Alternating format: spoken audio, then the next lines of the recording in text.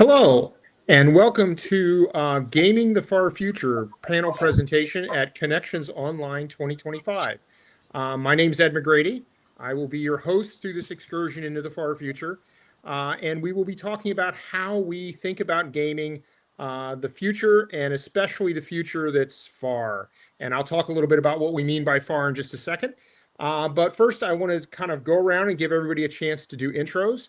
My name is Ed McGrady. I am both an adjunct senior fellow at the Center for New American Security, as well as having my own company, Monk's Hood Media, where I do different kinds of games. I not only do war games, but I also do political games. I do social games, climate change games, all kinds of the games.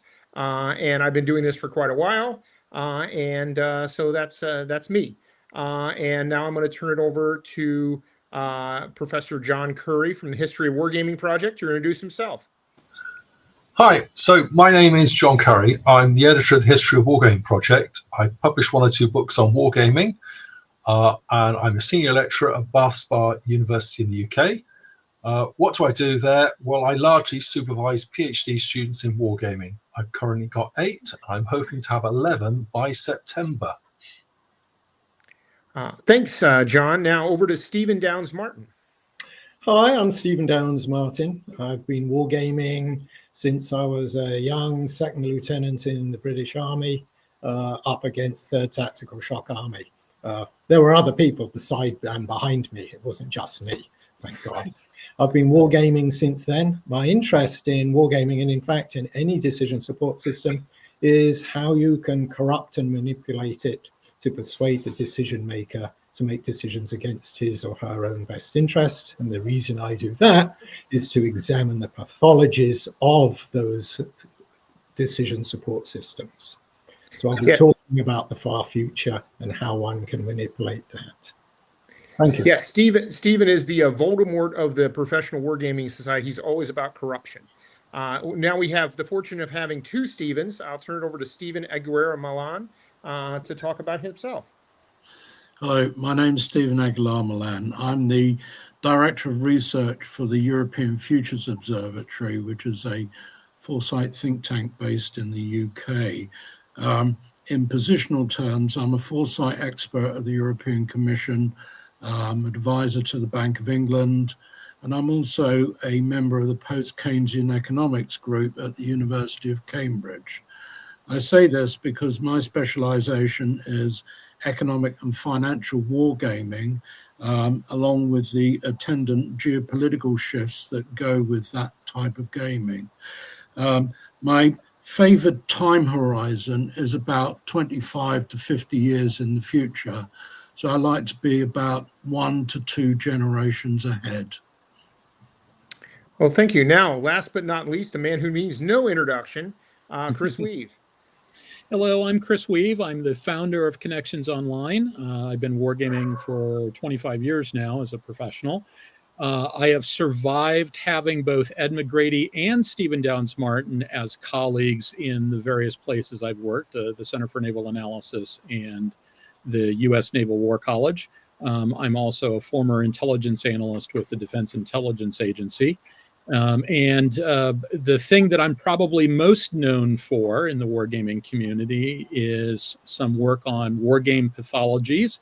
I try to document how war games can go wrong and what you can do to sort of notice that your war game is about to go off the rails and try to prevent that from happening.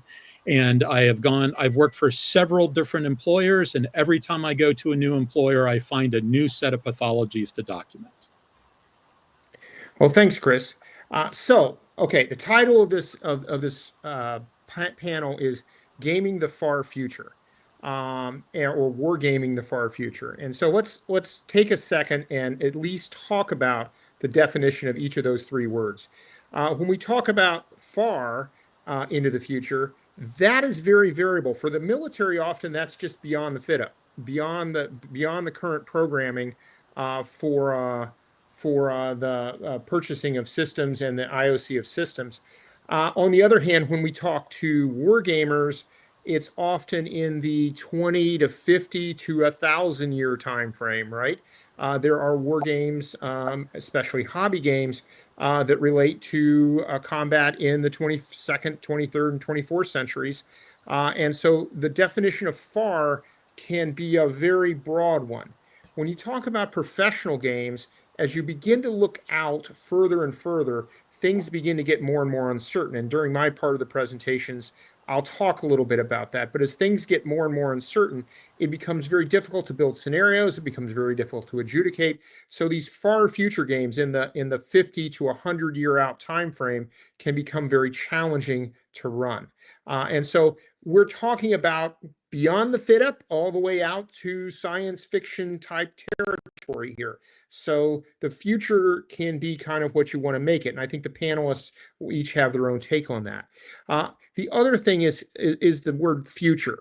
When we start talking about gaming the future, and all games in many ways talk about gaming the future, even alternative futures for historical games, we start talking about predictive capability because that's what everybody wants, right? If we can predict the future, then we would really have something. Predictive capability is challenged a lot of times with games. On the other hand, we all have experiences where games have been predictive. And I think there's a lot of work that needs to be done in the area of prediction by games. For example, we did a game looking out to 2100 on climate change, and one of the biggest predictions that we came up with was that authoritarian regimes would emerge in the Western democracies due to the pressures of climate change and particularly migration. We predicted that to happen in the 2040, 2050 timeframe. It seems to have happened a lot sooner than that, but it certainly was predictive in the sense that the accumulated wisdom of the players, and there were a lot of them, sort of pointed in the direction of more authoritarianism domestically. So when you start talking about the future, you start talking about prediction, which is a very fraught topic within this annals, within the industry of professional gaming. The other question is, what is wargaming? If you do not know what wargaming is, I suggest you go in and apprise yourself of many of the references that are out there and available, many of them online and for free, that will define wargaming for you.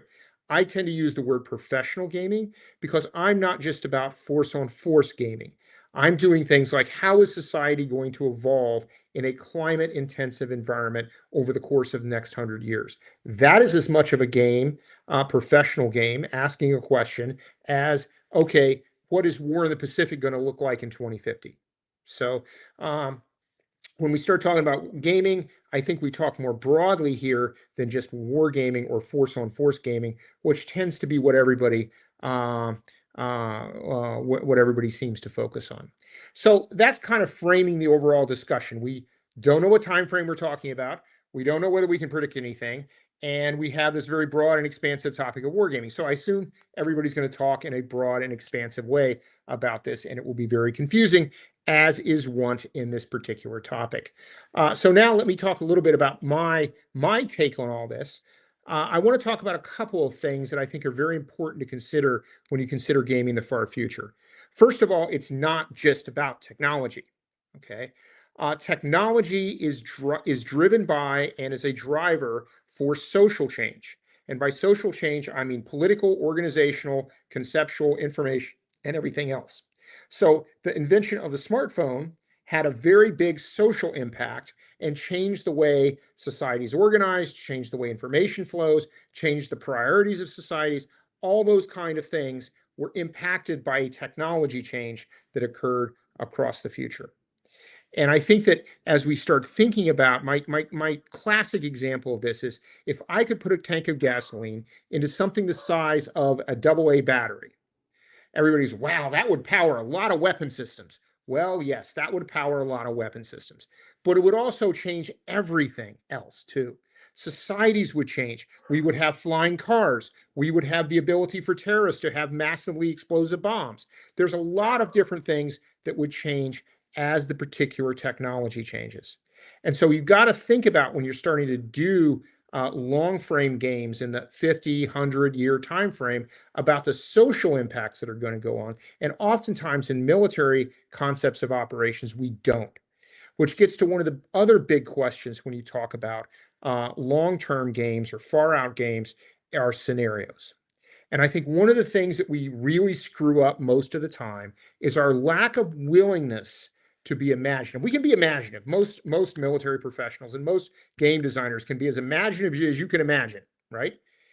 What we lack is the ability to act on that imagination. And so the idea that the United States in a near future, much less long future, would become an aggressive acquisitional imperial power over the course of the next 20 years is not something we consider when we consider long-range futures planning for the US military. But that appears to be where we're going in some ways, at Greenland, Panama Canal, those kind of things. Okay. If that's true, then if the military is going to plan for its future scenarios, it needs to plan for that. Or at least put that on the table as an option and think about it.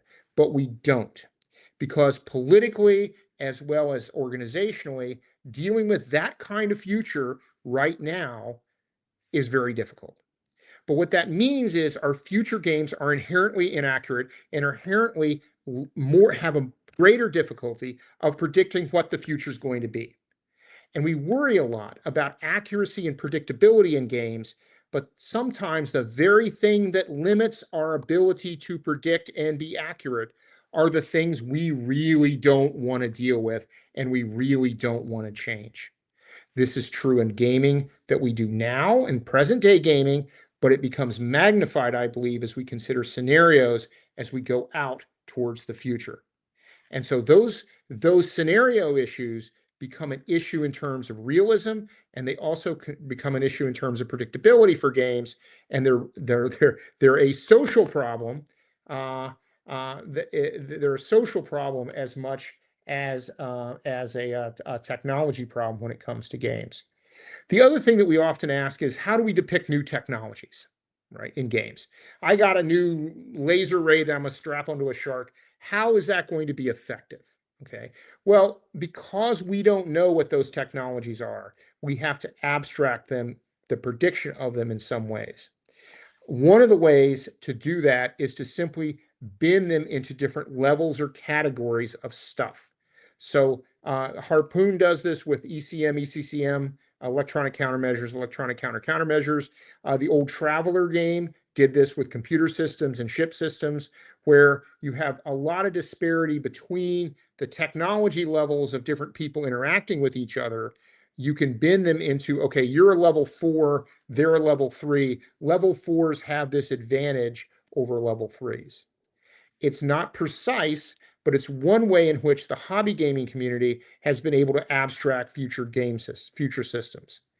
I do not think using models, simulations are a very good way to abstract or predict what future systems effects will be, mainly because we haven't done the test range shots with those systems. So we really don't know how those are going to perform in reality against the kind of threats and against the threat space and the requirement space that we're going to have for those systems. So I think binning is one way to do it.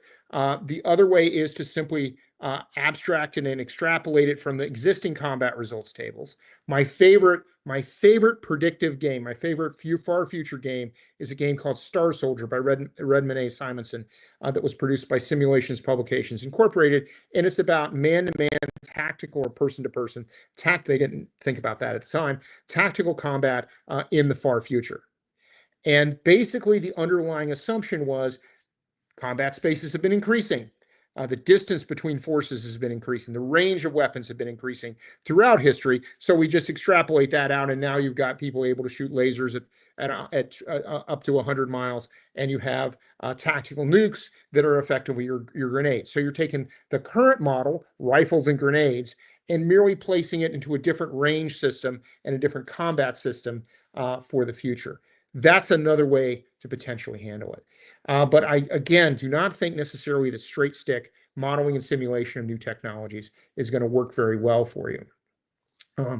And one of the problems with all of this in terms of social, in terms of technology, and in terms of scenarios is you can elide a lot of this. We're going to hold everything constant except for the new shark laser. Okay, we're going to put that in the game. We're going to see how, and that's going to be the game for 2050. Okay. Well, first of all, just by doing that doesn't make you safe. It doesn't make it right. What it does is it just says you're going to take it that way to be unrealistic. And so the fact that you don't change the social system, the fact that you don't adopt other technologies that are new, and you only adopt that particular technology, doesn't mean that's a better way to do it than if you did do the more fully developed scenario and the more fully developed technology spread. Not doing something is equivalent to doing something in terms of both accuracy and realism within your far future games. So those are just some of the things I wanted to talk about. And I didn't want to take too much time, but I think those kind of, in my opinion, frame the issue: social, technology, mod sim, hobby gaming, and other types of examples that we can use from science fiction as far as how we think about the far future. So with that, I'm going to turn it over to Dr. John Curry from the History of Wargaming Project, who will almost definitely have a different take on things. For some reason, Chris was highlighted. There we go. Okay, and my slides.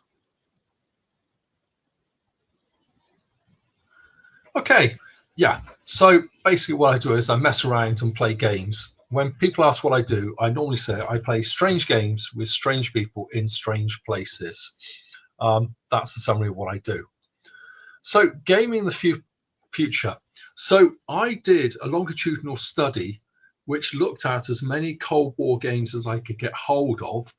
And my research said, these were Cold War games written about future conflicts. I said, when we compare them with actual future conflicts, most of them at the tactical, operational, strategic level about future wars in the 20th century were wrong. This did upset one or two people. I particularly remember criticizing the Naval War College games, the ones between World War I and World War II. One of the sacred cows, American wargaming, and criticize those. But sometimes games about the future are actually right. I have sympathy for Admiral Yamamoto, who correctly predicted Japan would lose World War II, or Van Polos, the German, who quickly predicted in his war games that if they invade Russia, they'd lose because the logistics tail would fail. So sometimes right, but normally our games are wrong. Now, why were the games wrong, and what's that got to do about the future? The problem is that people believe the weapons sales brochures. And we know from research that every time you look at a sales brochure, actual performance is different. So when you're looking out into the future and saying, oh no, we'll have these weapons to do this, that, and the other, actually they probably won't. So the assumption is that every 10 years, every year, we're going to do it better than last time. Actually, we often don't. And what we do know is history has a certain momentum. So rates of advance have remained pretty constant since World War II, the time to prepare a company attack. So whether you've got Starship Troopers, Starship soldiers dropping out of the sky with laser bombs and everything else, actually the time to get them to battle is probably going to take the same time. And actually the rate of advance is probably not going to be very different from a mechanized unit. And people often underestimate that the wonder weapons of the future actually take a lot of iterative development. Now, drones in the Ukraine have transformed the face of war, but it's taken them 1 decade of development to actually get there. And so it's better to always assume that there will be incremental development of weaponry. Another point is, it's better to assume that armed forces are actually perform as they did in their last conflict. History basically has a terrible momentum. So why are games about the future all wrong? One of the problems is that people make choices. Now, Ed talked about society should be part of our games. Well, look at this one then. Malaria. Malaria has been a really important disease in military history. We now have a vaccine because Bill and Melinda Gates decided to make one. Why they picked on malaria as opposed to something else, I don't know, but they just did. And now we've got a successful malaria vaccine being rolled out. What about Ebola? Why did Canada produce the vaccine for it in 2019? I don't know. These people make choices. Another problem with the future is people make irrational choices, especially regimes focused on single person leadership.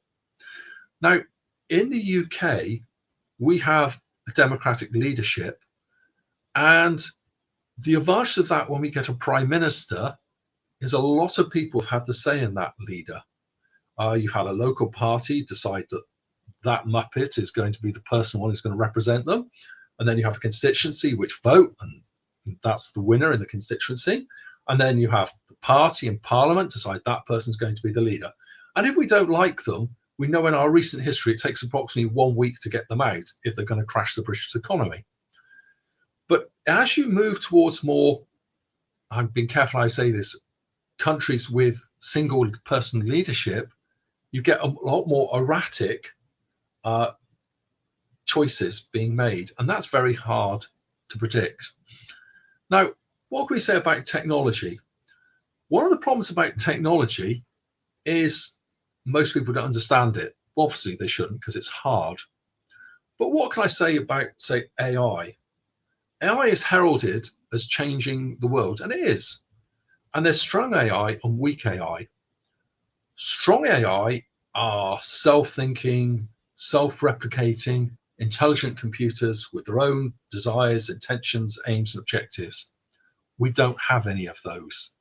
At the moment, we have weak AI, and it's wonderfully clever, but I'll let you into a secret, as I'm a computer scientist, we have no means of going from where we are now, the chat GPT of this world, the self-driving cars, to strong AI. We have no idea.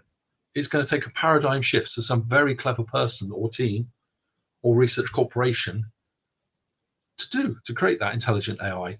And we have no idea whether we're going to do it. We'll only know when we've got there. Quantum computing, which is huge amounts of computing power, vast amount, which will allow you to crack any code within a fraction of the time it takes now. The problem there, despite all the effort, we have no idea if quantum computing is actually possible at a commercial level.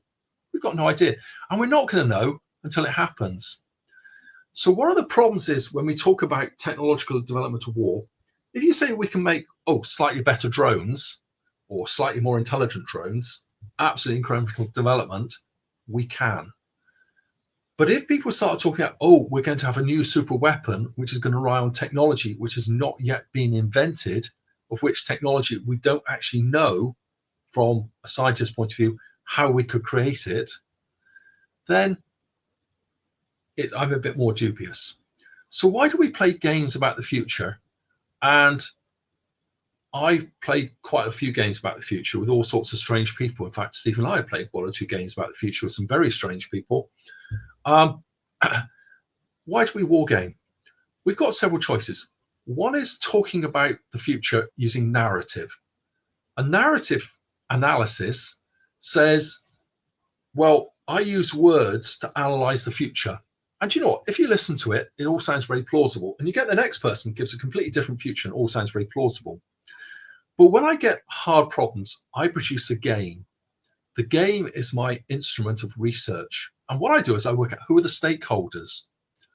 And I think the stakeholders, what capabilities they have, and I think that in terms of cards, what cards they have in their hand. What's the chance of those cards working? Well, maybe I can use history to that. What's the geography, the military geography? And of course, that could be the society. That's the human geography. I have to think about terrain, space, time, logistics, whether or not it's military logistics or system logistics or whatever. So I actually use a game. And from my limited experience, when people talk about the future, if they've gained the future, set up a war game to explore some scenarios, I'm interested. As soon as they just start talking and say, no, I've just thought about this on my own, and this is the future scenario I think is going to happen, my eyes glaze over. So while war games about the future might be flawed, but for me as an academic, they are more successful tools to explore the future than merely just talking about people's ideas. Anyway, that's what I think. Well, thanks, John. So now I want to go over to Stephen Downes Martin for his view.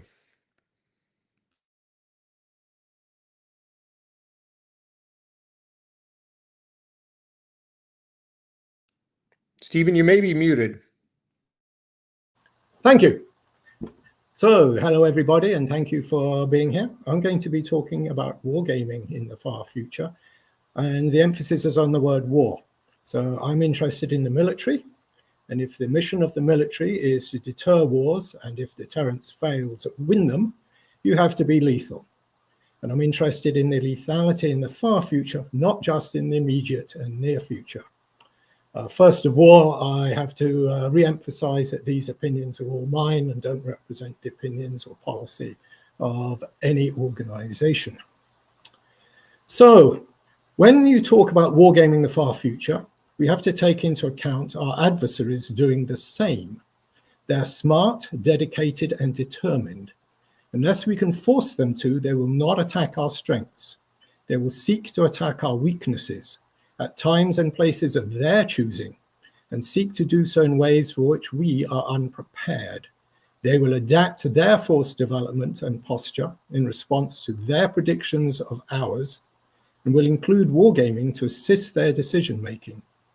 We are engaged in a long-term strategic competition, and in order to prevail, we must be lethal in that far future, not just in the present and near future. And remember, lethality in itself has a deterrent effect. So although our force projection capabilities are extraordinarily powerful, our adversaries have a major advantage in this competition. Our force development activities are highly visible and very expensive, and our most potent force capabilities are instantiated in platforms that have half-century service lives. This leads to a force development enterprise that has high inertia and consequently low agility. Our adversaries can adapt to us faster than we can adapt to them. On the other hand, for the time being at least, we have a technological advantage. This asymmetry introduces interesting challenges that wargaming may help turn to our advantage. Advanced technologies give military leaders a warfighting edge, while expensive systems grant civilian leaders domestic political advantages and grant economic benefits to industry. Long service life locks in high maintenance and upgrade costs for many years. This is compounded by the fact that our military and civilian leaders' decision time horizons are short compared to the technology acquisition process timelines and program service lives. In general, every decision generates advantages, benefits, and disadvantages, costs, both initial and ongoing, which accrue at different rates and times. Politicians faced with election timetables are highly motivated when making a decision to choose alternatives with front-loaded benefits and back-loaded costs, irrespective of the longer-range total costs and benefits. The same is true of military and industrial leaders, motivated to optimize their career timetables. The result is symbiotic vote maximizing and rent-seeking behaviors by our leaders, leading to a national security acquisition trajectory that lacks agility and resists change. Furthermore, our research, development, and acquisition of force projection capabilities are mostly transparent. This provides our adversaries information and time to adapt with cheaper force capabilities. In addition, our adversaries will engage in activities short of war to manipulate the environment in such a way as to bypass our high inertia force capabilities by creating situations for which our forces are not prepared. So our adversaries have the opportunity to be more agile than us. They will seek to transform their force structure, technology, and processes faster than we can transform our own in a way that bypasses our technological advantages. They are inside our force development OODA loop, and short-term wargaming activities are inadequate to deal with this. Wargaming support to long-term force development must address three broad areas to evict our adversaries from our OODA loop and support the development of forces that at all time scales can credibly engage our adversaries. First, education games. We need educational war games for very busy political leaders to inform them about the long-term implications of short-term political decisions. If you cannot engage the political leadership, then engage their aides and staff and obtain their buy-in. I suggest two types of game in sequence. First, closed adjudication games to provide the visceral shock of what happens when things go wrong, followed by open adjudication games to explore improving the force development plan and to obtain buy-in from the political leadership. Both types of game use inductive adjudication to ensure the game trajectory remains interesting and best supports the objectives of political leadership. The last move of these games places the players in front of the real-world representatives of a higher authority who demand justification for any failures to achieve political objectives. Second, force development competition games. We need force development competition games to understand the interactions between our acquisition process and those of our adversaries. The environment is driven by budget and election cycles, technology development, and business cycles. I suggest annual games with 5-year moves. Game scenarios are based on real-world acquisition programs, not fairy dust and hope, and best estimates of possible science and technology advances. The goal of the players is to identify projected changes in our adversaries' force development and recommend changes to our own. The moves are our own and our adversaries' real-world acquisition decisions, with different levels of information and intelligence about each other's decisions flowing between the game protagonists. Third, we need conflict games, what we traditionally think of as war games, force on force. We need to understand the advantages and disadvantages of different potential future force structures, ours and theirs, when faced with different adversary force structures at different times in the future. And this is done using conflict games. The moves of the previously mentioned force development competition games are episodic. They span multiple conflict games in which different force development implementations by us and our adversaries are played out against each other in specified future scenarios. We need to understand when the shifting force capabilities that result from interacting force development enterprises provide our adversaries with sufficient advantage that they become highly motivated to attack or highly resistant to military deterrence or compellence.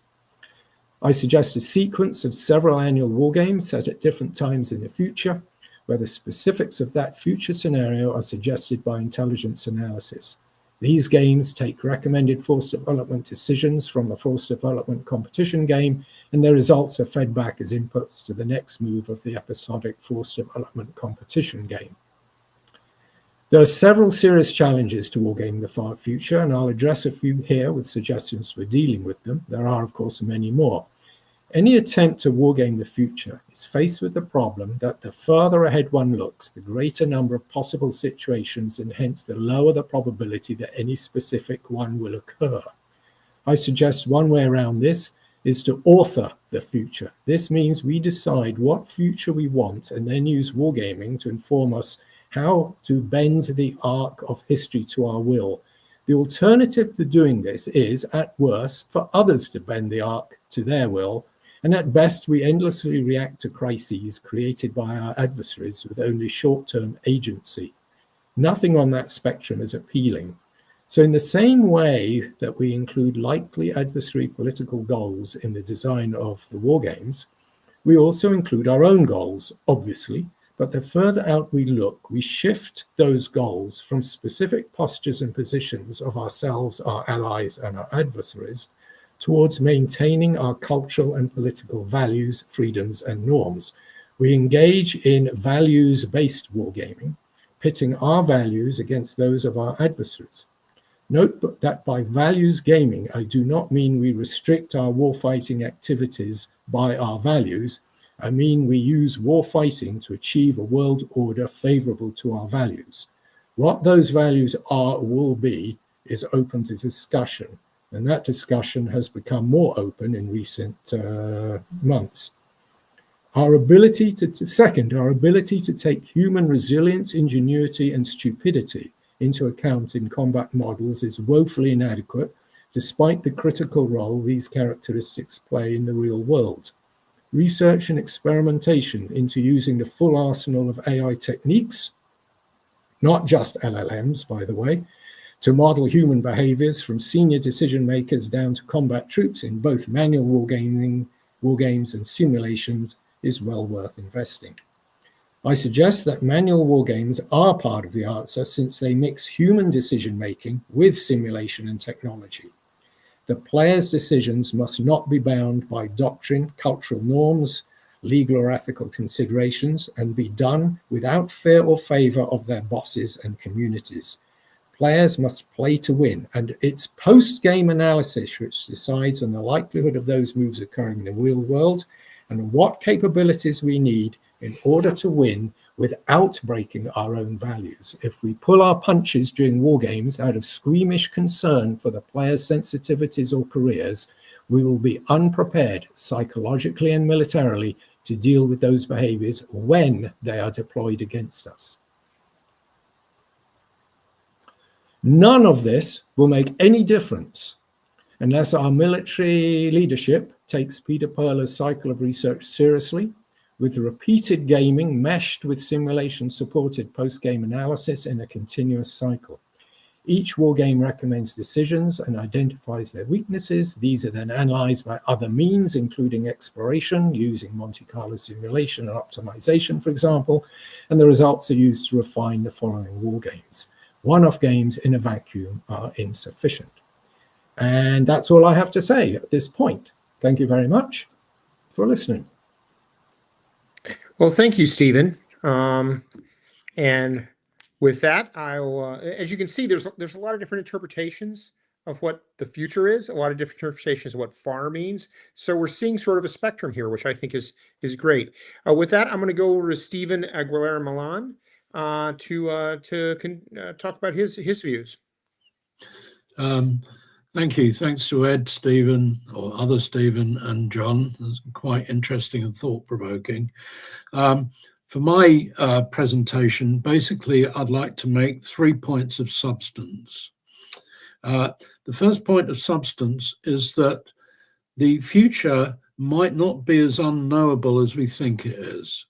Ordinarily, as a futurist, you hear the objection to futures in terms of, well, the future's uncertain, it's unknowable, we can't say with any great degree of accuracy. And to a certain extent, that's true in a number of cases.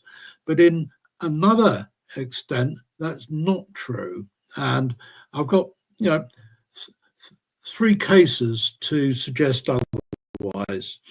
The first case is to do with leads and lags. And here I think the best example would be climate change. The way in which the climate is changing, it takes about 40 to 50 years for emissions to have a full impact on the climate. So by sort of like the second half of this century, we will be enjoying the fruits of our emissions record from today. So although it might be difficult to sort of predict what the weather might be in 2 months' time, we've got a fairly shrewd idea of what the weather patterns will be like in the second half of this century, simply because it's a consequence of the actions or inaction, as some might say, of decisions that we're making today. And I'm going to bump into John's choices all the way along here because it is a question of choices about the future. The second case is that it takes time for future trends to unfold. So, for example, the example I'd like to use here to demonstrate the point is demographics. If you look at the sort of demographic and population data from a global level, what do we know? We know that there is a big youth bulge coming along from Central America, South America, Central America, Africa, the Indian subcontinent. We know that there's a population bust coming along in North America, Europe, and Northern Asia, with particular reference to China and Russia.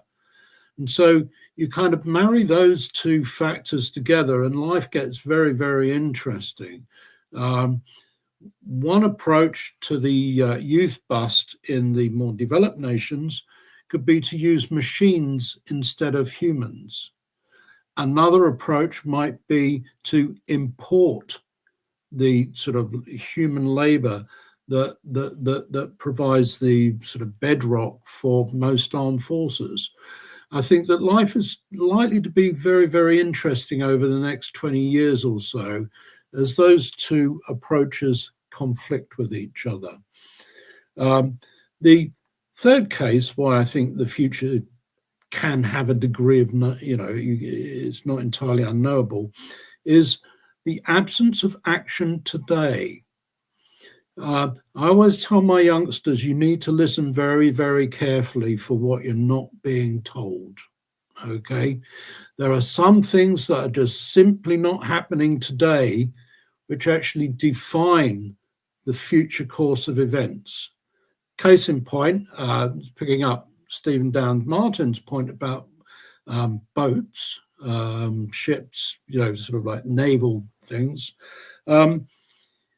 We've done a fair amount of gaming of the Arctic set in mid-century. And the first question is, well, where's the US Navy? And the answer is, well, the assumption we bring to most games is that the US Navy hasn't actually laid down Arctic naval capability in the 2020s. So when we hit 2050, there is it's a deficiency of capability. And that's the assumption that we bring to the game. Now, that assumption could turn out to be wrong. Fully accept that. But that's the one that we bring to the game. And so once again, it kind of reflects the choices.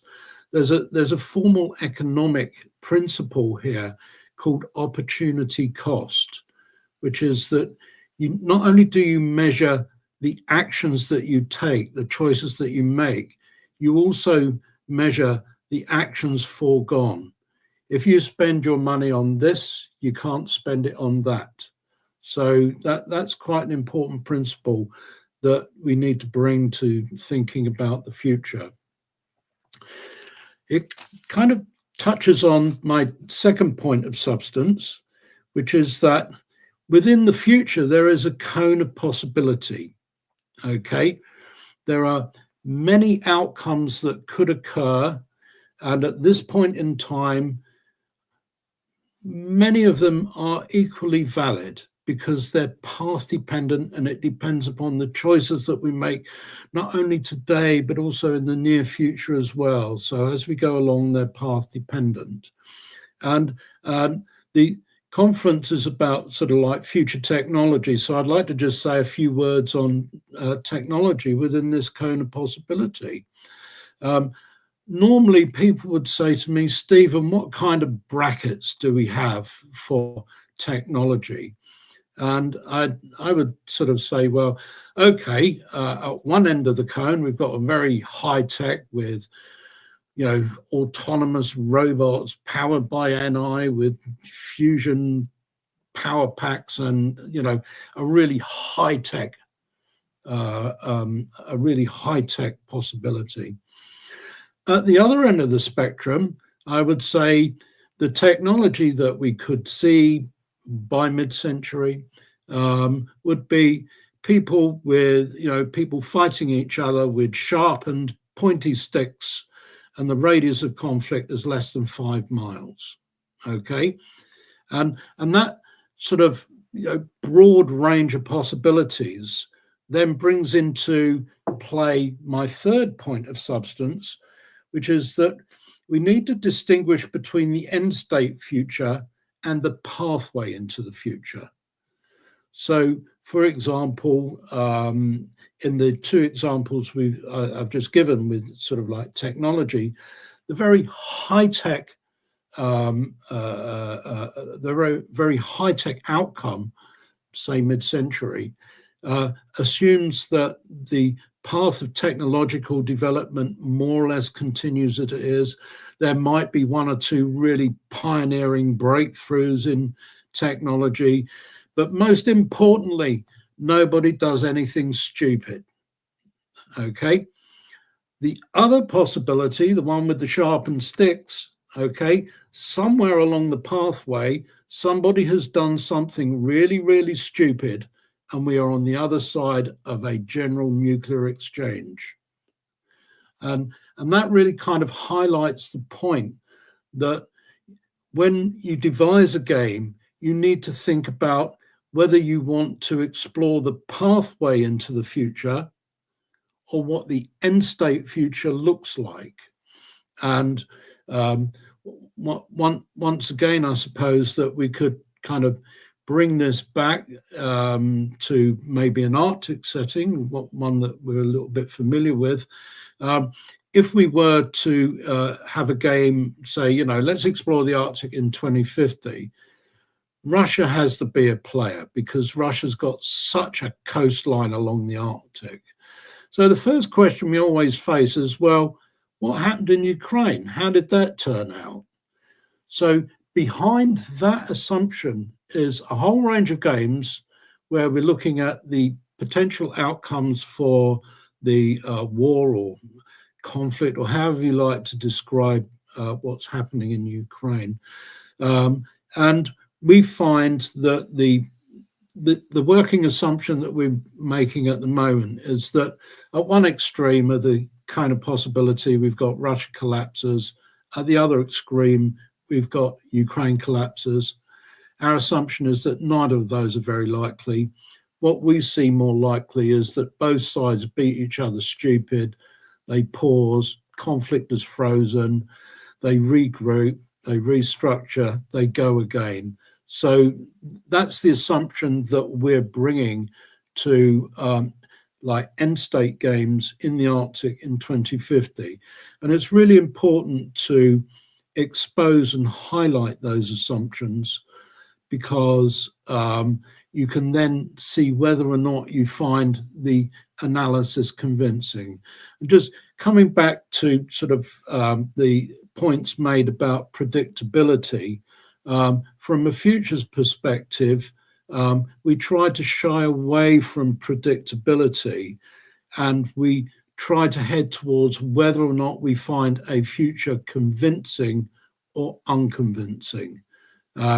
That way you can sort of like, you know, we try to stay away from probabilities. So, you know, for example, you know, people say, how likely is that, Stephen? And I say, well, I wouldn't bet the house on that at all, actually. You know, that's the type of probability that you get from a person like me. Not sort of like, well, I only think it's got a 5% probability. I say, well, I wouldn't bet the house on that. So, you know, it's all a little bit vague, and that captures the uncertainty of the future. So just to recap, 3 points of substance. The first is that the future is not as unknowable as we might think. The second is that there's always a cone of possible outcomes. And the third is that we need to distinguish between the end state future and the pathway future. So that's all I'd like to say this afternoon. Thank you. Well, thank you, Stephen. It's good to have an actual futurist with us as opposed to just people that play games. With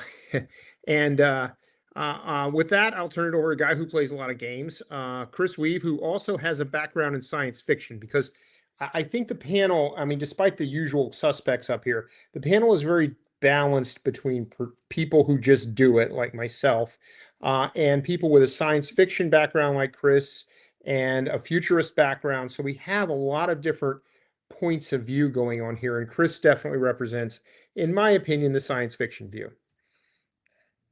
So thank you very much. And Ed thinks that I'm going to talk about science fiction. I'm going to spend more time talking about gaming and sort of the fundamentals of gaming, because I think that's really sort of the proper framework to look at these problems. I'd also like to just point out as a quick little side bit, there's a robust conversation taking place in the chat in YouTube. And so anybody who's listening to this later after the fact, it's worth going back and taking a look at the conversation that's taking place in chat. So I'm going to start off with 3 premises of my own. The first of those premises is that gaming is fundamentally about human decision making. If you take the humans out of it, then it's not a game, it's a simulation, and I can run it on a computer. And what the humans bring to it is the unpredictability of humans, the emotions, all the other things that go along with it. That's sort of the big picture look at that. I would say there's a much more fundamental aspect of it in that there are more humans than there are computers involved in any sort of gaming enterprise.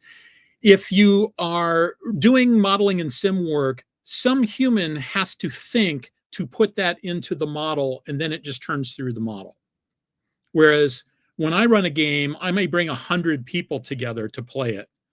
One computer, 100 people.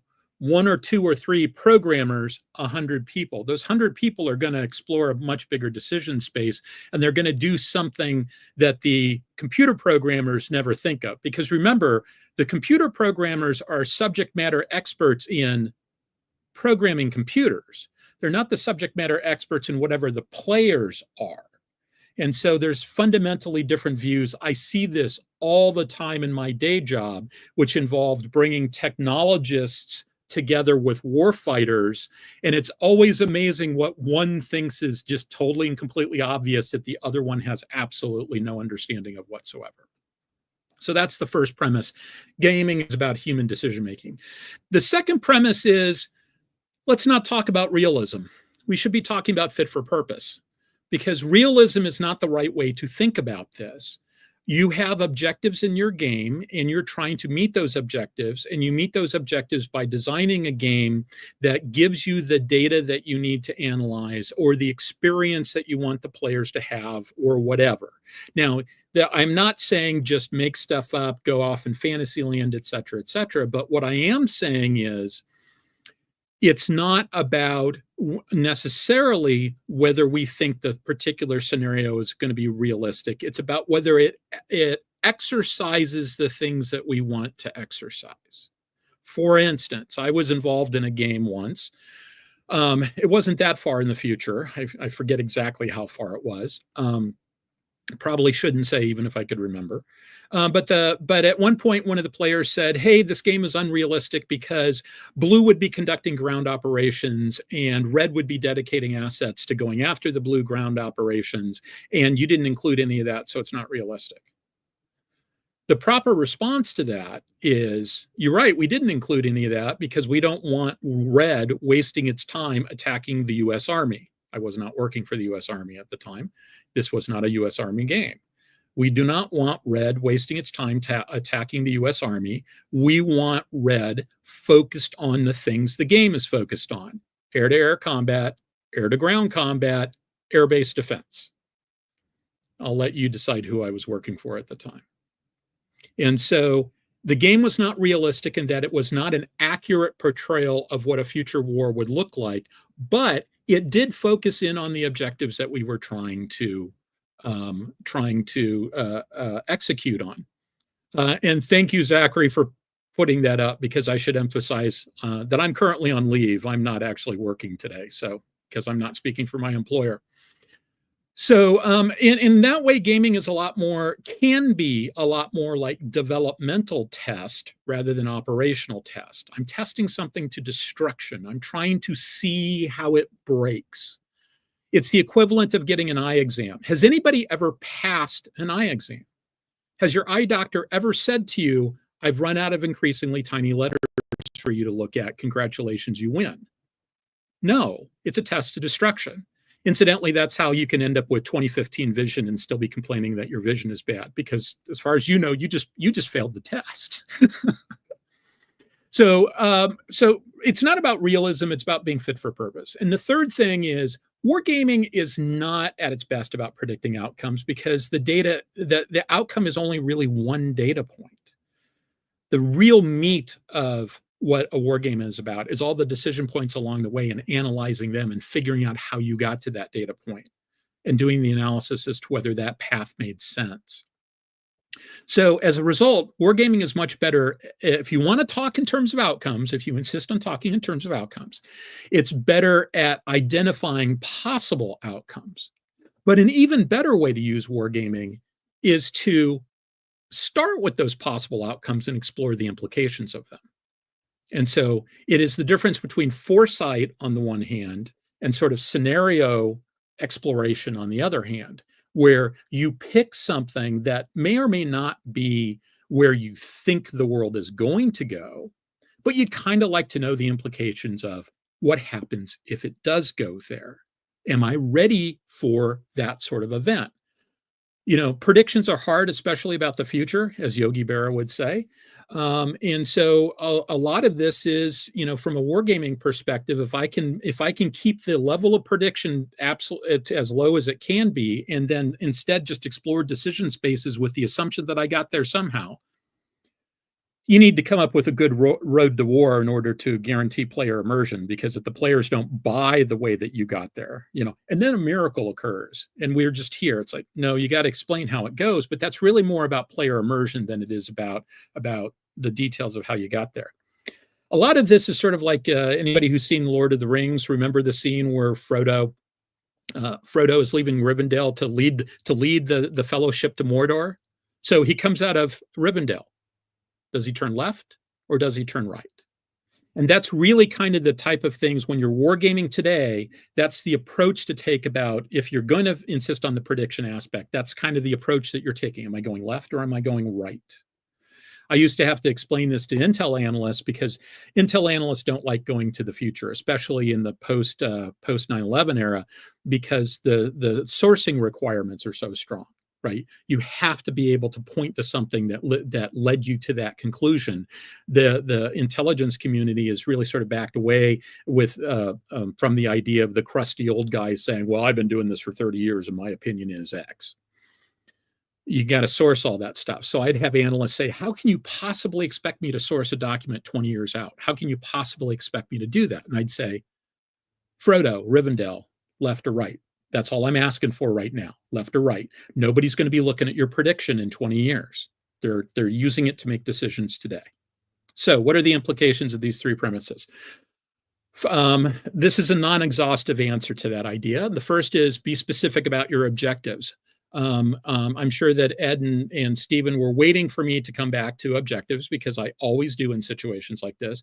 Be specific about your objectives. Get your objectives right. Your objectives are the filter that you use to make game decisions and the guideposts that you use to tell if you're in the right direction when you're designing your game. So if you don't meet your objectives, your game was a failure.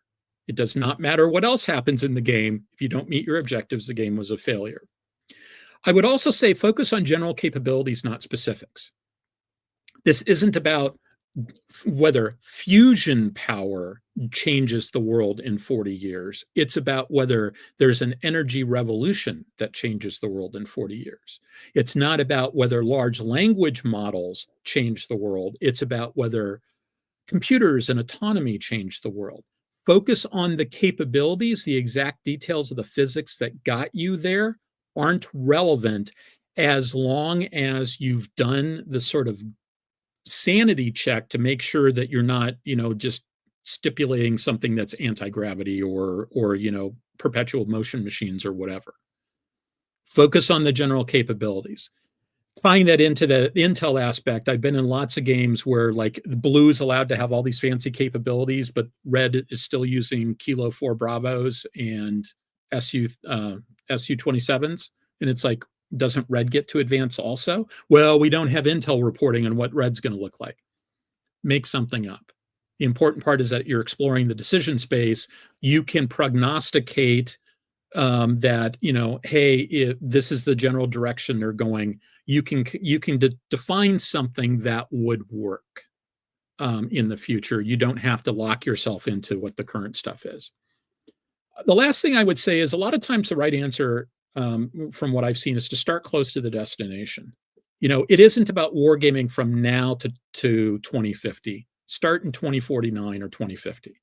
Give the players a road to war, because you need that for the immersiveness of it. You need that for the buy-in You need that so the players aren't constantly fighting you about stuff. But it's not about those steps. At some point, you have to say, press the I believe button on that. Back when I was at the Naval War College, we found it very useful to play games where there would be 4 scenarios. We would define two different possible axes, like, for instance, offense dominates versus defense dominates, and high autonomy versus low autonomy, or maybe, high resources versus low resources in terms of like how the economies are doing, something like that. Now, if you take those 2 axes, you've got 4 cells that are at the extremes. You game out the extremes, and now you can generate data about all the decision space within inside. And if you're a member of the intelligence community, you take the next step forward and say, what are the signposts that tell me how do I know which direction I'm heading in? Now, for people who do futures, that's a pretty standard technique, but it's not always the sort of technique that gets used in the wargaming side of things. And part of that, I think, is because wargamers and futurists and some of the other people have a tendency to use the same vocabulary, but they don't necessarily mean the same things. And I'd like to just finish by pointing out that scenario is one of those words, right? We all talk about scenarios. Scenario is a term that originally came from theater. It's that little scene setter that's at the very top, like you're in the living room of Bob Smith, who's an unemployed plumber, right? That's the scenario.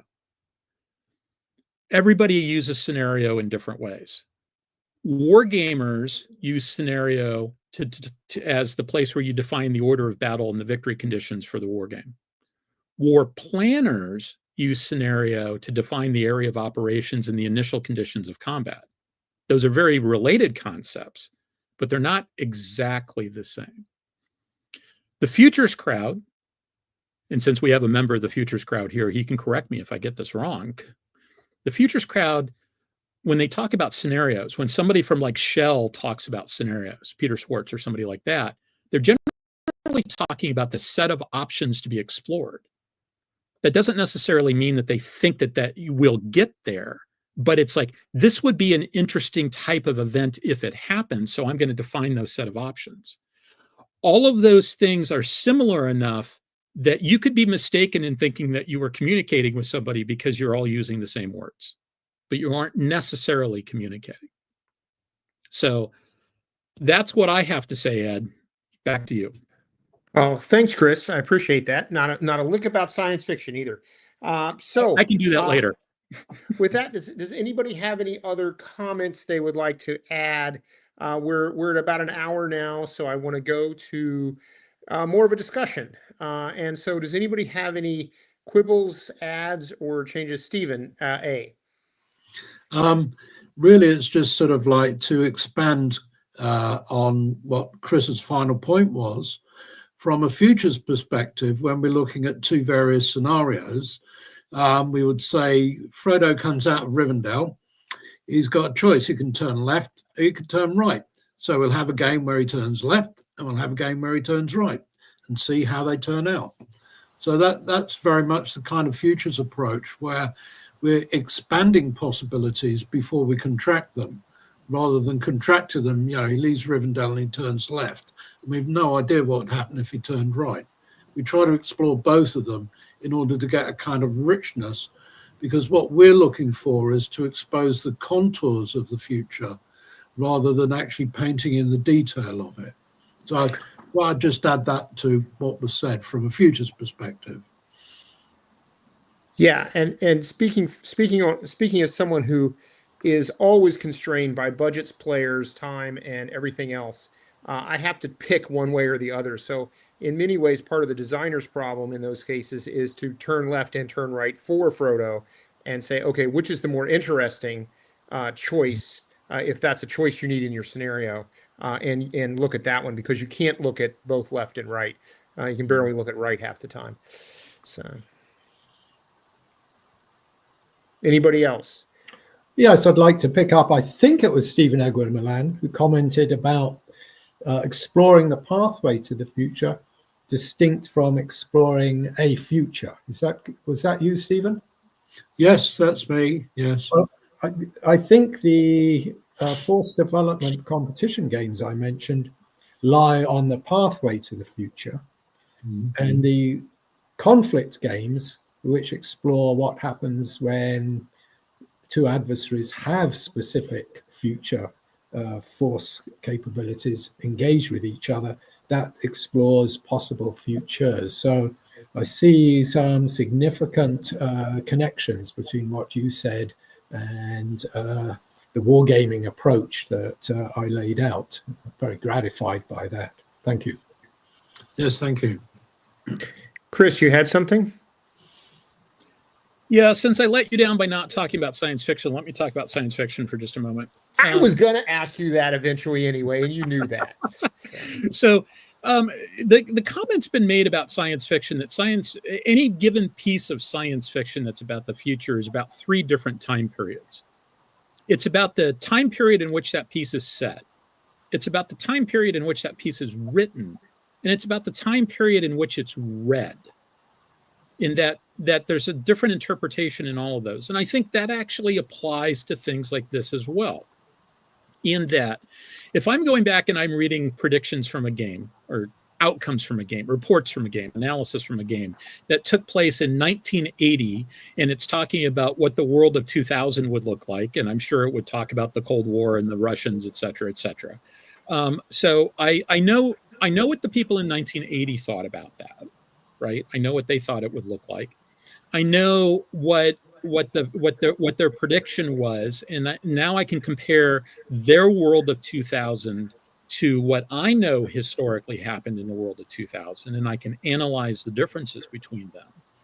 But it also gives me the ability to sort of project forward in terms of what I think is going on now. So like if I'm in 2025 looking back at a game from 1980 that was talking about the year 2000, then hopefully that the process of going through and analyzing the game is going to have some impact on what I think about what's going to go forward.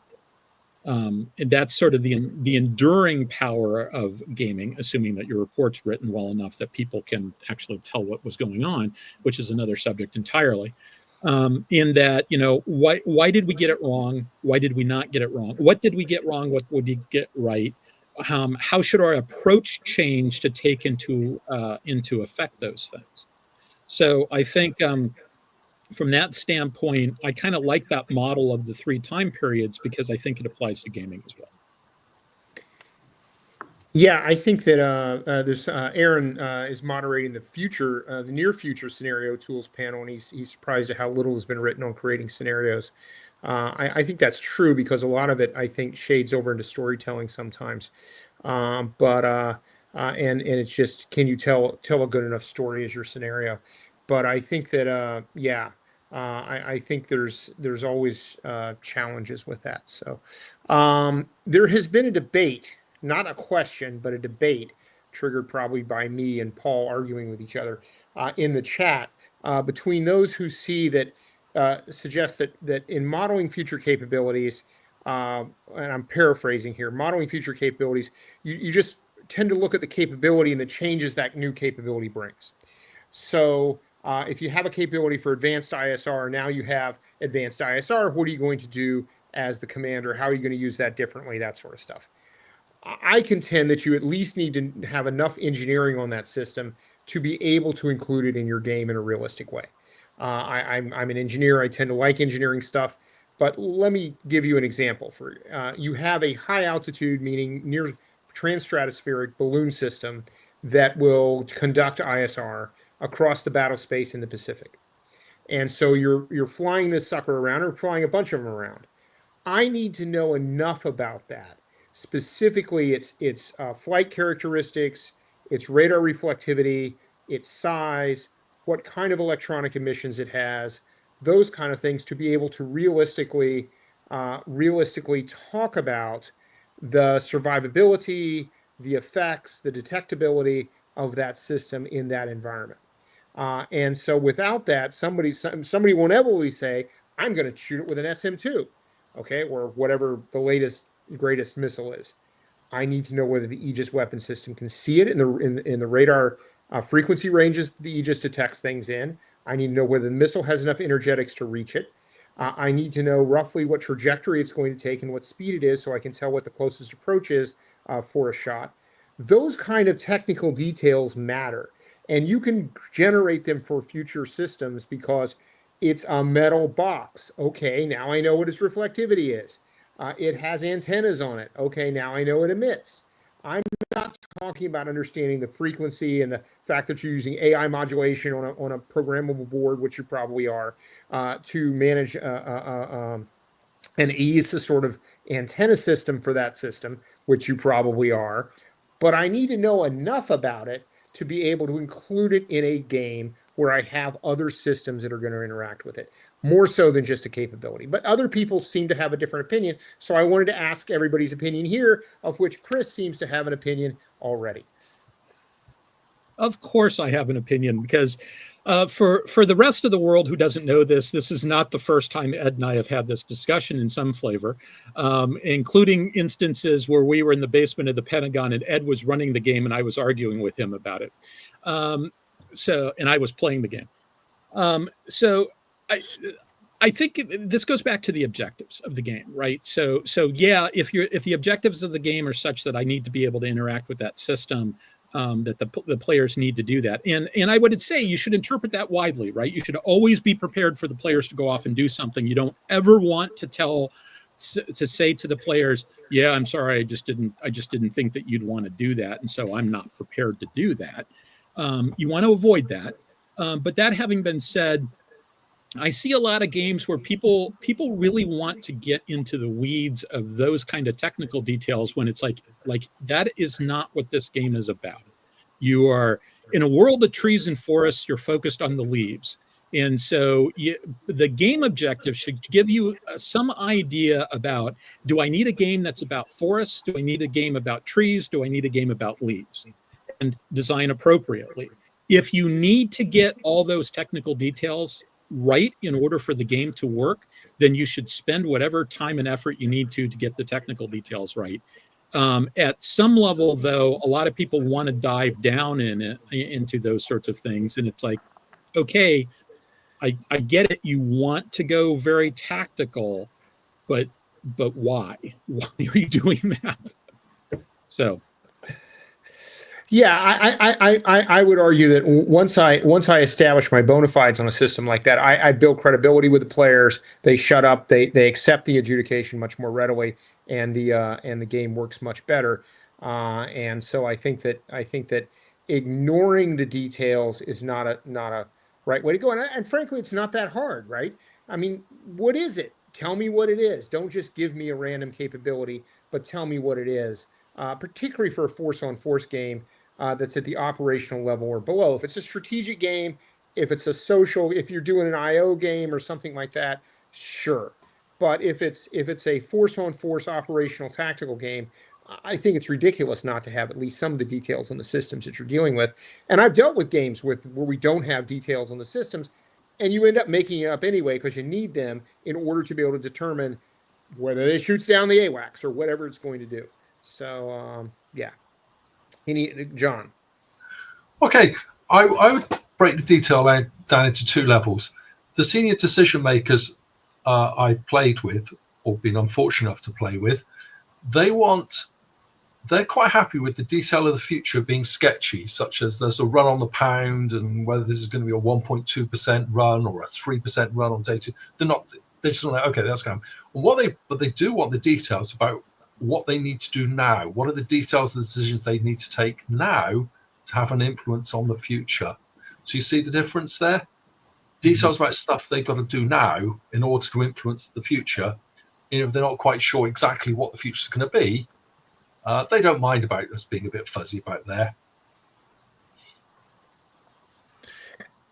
Yeah, I actually have encountered a lot of senior leaders who will, especially if the game's consequential, will want to know some of the details. Yeah, I threw the making stuff up flag in the chat. So if you don't have at least some idea of what the hell you're talking about, and like I say, I've been in games where they're just throwing systems out there that are the future systems, particularly for threat systems, And you're like, okay, I don't know what that does or how it works. So we have to make something up because someone will have to make something up eventually. So, so any other comments on that thread? Yes, Stevens, A. Um, um, kind of trade secret from the futures game is that we can make up miracle technologies. It's not so important how the thing works. We just kind of say, by assumption, this is a technology you've got in the game. Okay, you can question the assumption. That's absolutely fine, but that's after the game has finished, not during the game. For the purposes of the game, we are assuming that this happened. So it's almost sort of like you parachute something into the game and you say, okay, if that were to happen, then what would be the consequence?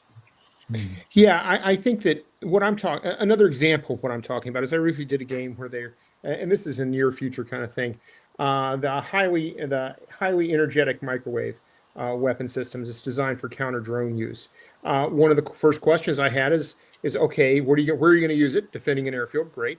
What's the depression angle on it?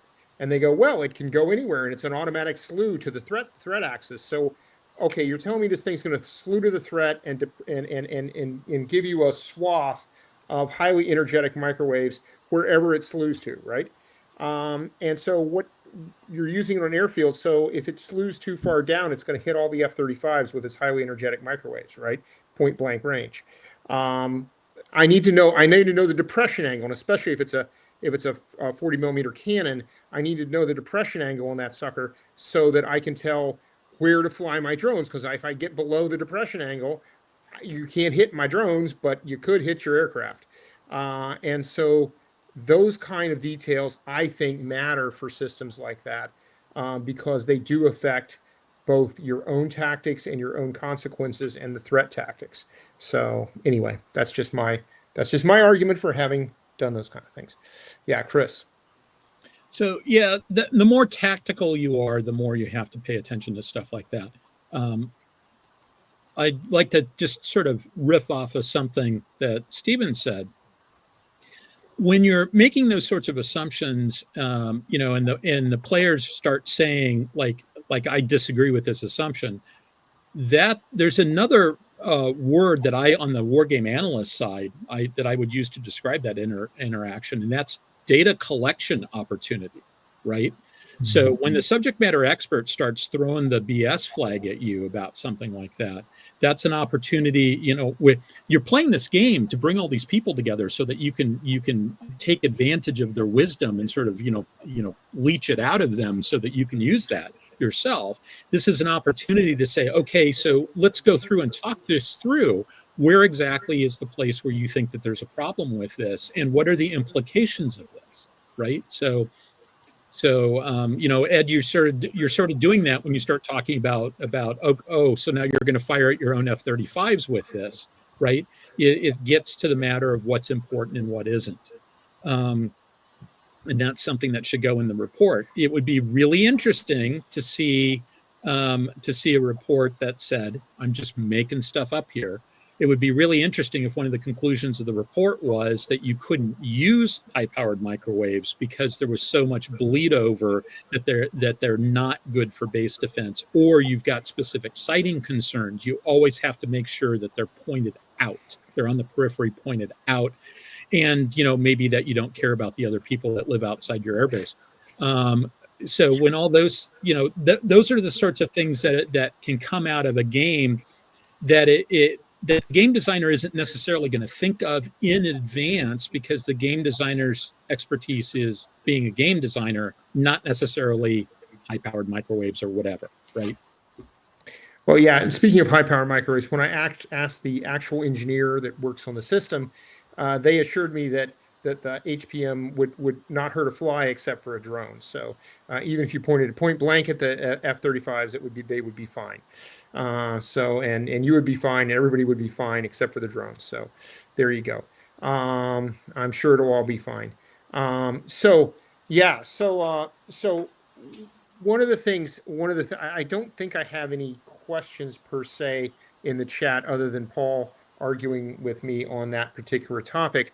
One of the things that I wanted to sort of talk about maybe in the time we have is when we think about far future gaming, what is it that we're missing? What is it that we could do better? I tend to think it's the social piece. I think that the social undergirding and framework for our games is not diverse enough. And I think that the recent events of the last 10 years, for example, have kind of proven that. Even for tactical or operational level war games, the underlying assumptions about who we'd be fighting, how we'd be fighting, and those kind of questions, and the context of the overall fight, and who our allies are and who our enemies, those are all more malleable than we have tended to consider them. We always consider U.S. foreign policy, for example, being the standard neoconservative, neoliberal, internationalist foreign policy, which has changed. And so what do you think is the biggest challenge that we have? What do you think we're not doing right when we do far future games? So I'll just throw that open to everybody. Stephen, John, I'm sorry, John. So my thought is, it's the way people think, the way culture thinks is like a sine wave. So we're very pro things, some things at the moment, very anti some things at the moment, but this will all change like a sine wave. So think about slavery. So slavery was very popular in the ancient world, went out of favor in the medieval world. You had serfs instead, came back into favor. Then Victorian England decided to ban slavery. Slavery went out of favor, and now we have more slaves than before. So you see, it's a sine wave. So people, when they're conducting wars in the future, they're going to think very differently from us. Are casualties going to matter, or are casualties not going to matter? Are they going to be so frightened that losing one soldier when you're fighting remotely with all these robots and drones is national news? Or is it, we're going to say, well, okay, we lost 10,000 people, so what? We'll just get some more in a 15 years time or 18 years time. It's very difficult to model the culture and the thinking. Yeah, I think that's one of the, as I said, that's one of the bigger challenges that we have. Anybody else have any challenges that we don't necessarily? Stephen, D. Yes, I think one of the issues is we don't pay enough attention to how other societies and cultures war game. They have people who are doing wargaming and advising their political and military leadership. How are they doing that? What is the sort of cultural underpinnings of their wargaming community? Does their political leadership listen to the wargames that they run? I think Russia's invasion of Ukraine is a great case study if we could get the data on that. Yeah, anybody else have anything to contribute on this topic? Yeah, the other question I have, which it just occurred to me, is, and this is particularly for Stephen A., but for the rest of you as well, how do we get past singularities? And the typical singularity is, oh, AI becomes self-aware and stuff, but let's ignore that. Nuclear war. One of my contentions is that someone's going to have to pick up the pieces after the detonation, but we never tend to play past the detonation because it's a singularity and everything changes. So how do we game past the singularity? Anybody? Stephen? Well, one approach could be to actually establish it as a fact game prior to playing. So there has been a nuclear exchange, and move on there.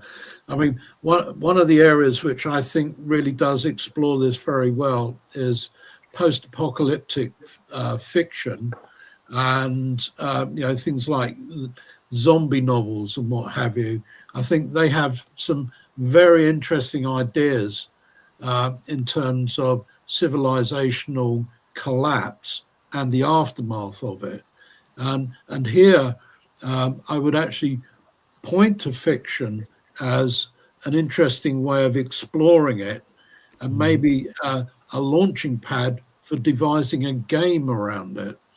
So, for example, I'm trying to think of a great post-apocalyptic novel, but you sort of say, oh well, this is a great story, but what happened if in chapter 1 they went, I don't know, left out of Rivendell instead of right out of Rivendell? So you have a kind of game to explore that fiction, to surface the issues in the aftermath, on the other side of the singularity, whether it's some mass event that changes everything. And I mean, a futurist toolkit is absolutely full of them. I mean, we've got nuclear war, we've got a major asteroid strike, we've got all sorts of bug releases from sort of secret labs, and the fiction genre has quite a lot in there, and it's really just sort of like taking that as an established fact of the game right at the beginning and then saying what happens next. So that's one view. Yeah, and that goes with my contention is someone has to pick up the pieces. So now you're that someone, pick up the pieces. That's a clear way of doing it. The other thing though is that when you do games out to like 2100, like I had to do, there will be several singularities. There will be lots of stuff that's been happening across that time period, and I use decadal terms. And so across decades, there will be things that happen like that. Taking them into account, I did not know how to do. Some of them I did what Stephen A. suggested. I included them literally in the game. But when it came to technology, I just assumed everybody, because the world trades, or at least used to trade technology very rapidly, everybody would keep the same technology level, so the ratio would remain roughly the same across time. That was the way I handled the technology piece in a 100-year type game. But anybody else have any comments on that?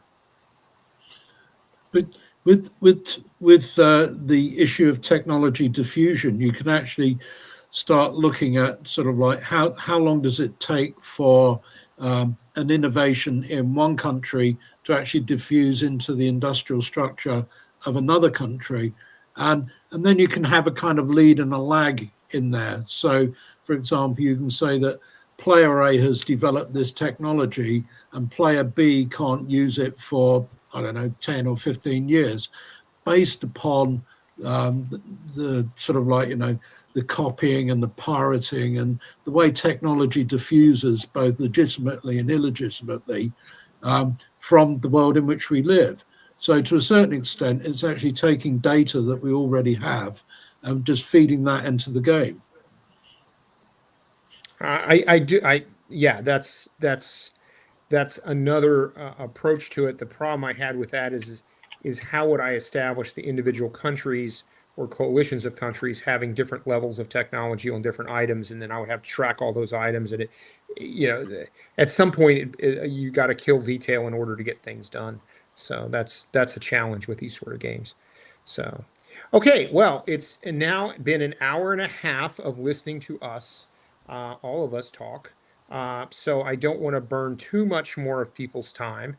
Does anybody have anything else they felt they should say or need to say for the panel, or anything that the people in the chat want us to discuss? I will take that as a no. Okay, well, with that, I would like to thank the panelists for their presentations and also for their interaction. There's been a lot of interaction going on in the chat. I'm not sure how useful that has been, but nonetheless, there's been a lot of interaction in the chat. And so you can look there as well. So thank you, all of you, for coming out for this panel. This is a very hard problem to game. And as you can see, there's not a lot of agreement on how to game it or what it produces. And so that makes for a very lively discussion and an area for research within the context of the gaming community. So with that, thank you very much. And we will see you in the next Connections Online 2025 presentation, which is probably going on now. Thanks.